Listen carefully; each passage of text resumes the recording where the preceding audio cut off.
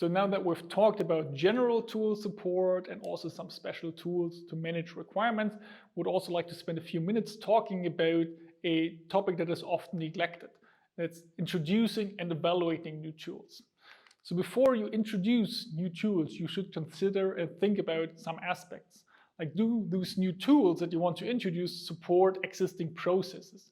The processes that needs to be in place, the responsibilities, the techniques that must be known, and which people must be able to follow all this.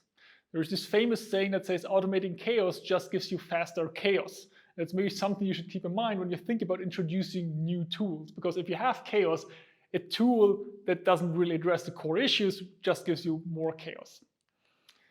What you also have to consider is the cost structure, not just in terms of financial cost, but obviously this is an important factor, but also maybe time and other things.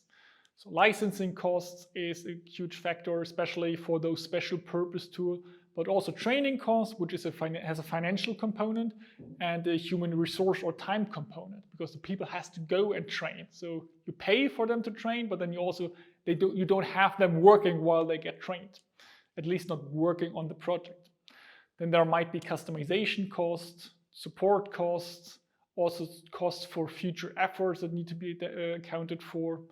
And you also have to consider that you have to adapt already existing artifacts, which may further increase the cost of introducing that new tool. And introducing a tool into an already started project is difficult and often not really advisable. So if you can avoid it, don't do this, because you have a structure in place which you would need to change. You have existing concepts that would need to be replaced or at least updated. There's effort and risks that need to be estimated, and it's often underestimated how much effort it would take to introduce that new tool, because you're only seeing the bright side, because you might, like, why do you introduce a new tool? Because you're maybe unsatisfied with how it works right now.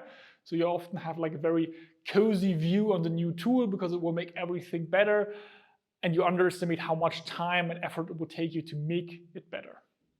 Then you also have to consider that the employees might be happy with the choice that they have, or even if they are unhappy, they might rather like to stick with what they know but makes them unhappy, instead of testing out something new that potentially makes them unhappy but also requires them to relearn a lot of routines. And then those tools can also have deficits.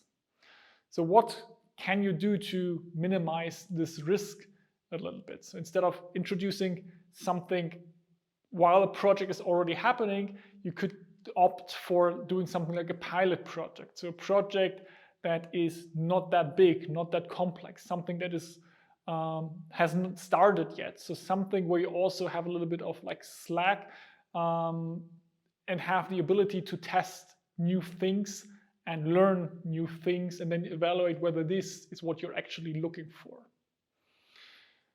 So now you introduced a new tool, then you have to also evaluate a new tool. Like, did it make sense to do that? What are good criteria to evaluate a tool? There is an approach that relies on different perspectives to evaluate new tools. So we had perspective-based reading before. Now we're doing something similar to evaluate tools. So we have a project view, a user view, a product view, a process view, a provider view, a technical view, and an economic view. And those views should be taken into account when evaluating the tools. The criteria for all those views should be defined up front.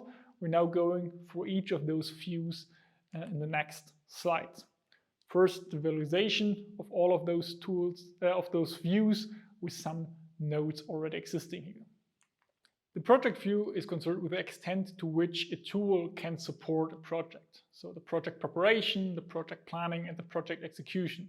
So for project planning, it should help you with the definition of project-specific information type or project-specific document formats. Can it do that? And during the project planning phase, you could think about like scopes of milestones and how information is managed by the tools which pertains to the milestones. And then for project execution, something like project control, completion of requirements, and other tasks that are related there. The user view is concerned with tool requirements from the user's perspective. So how can you use the tool? The mappings of roles, so stakeholders map to roles through the user management and access rights.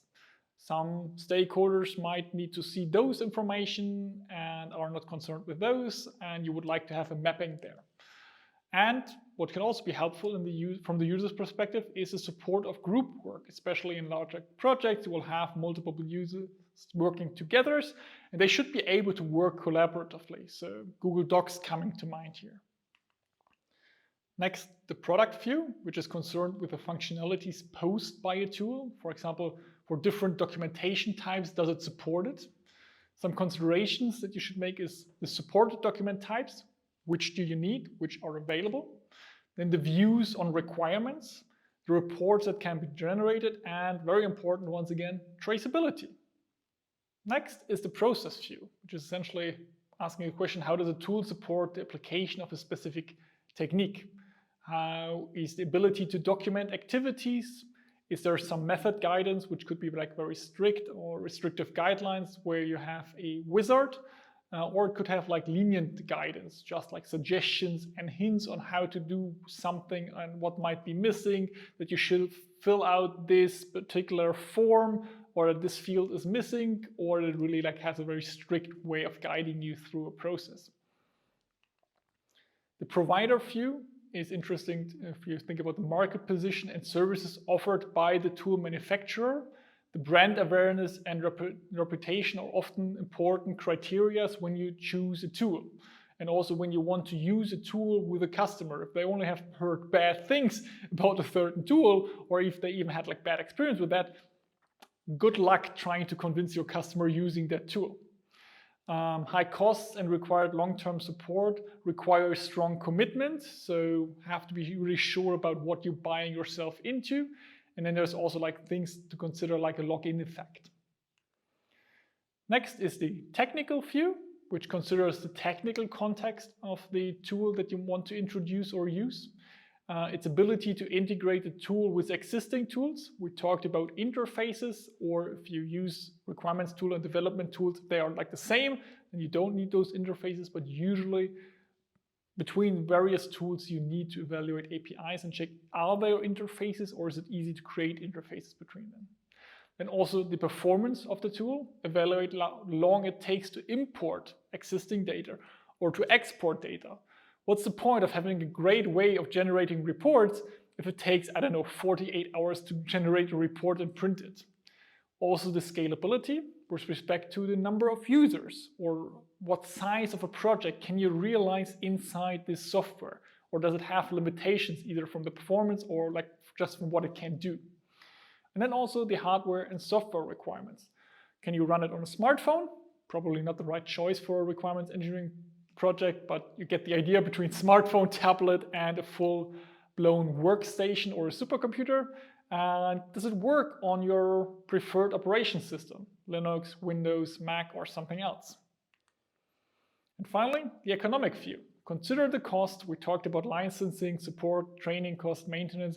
There are a lot of relevant factors to consider here.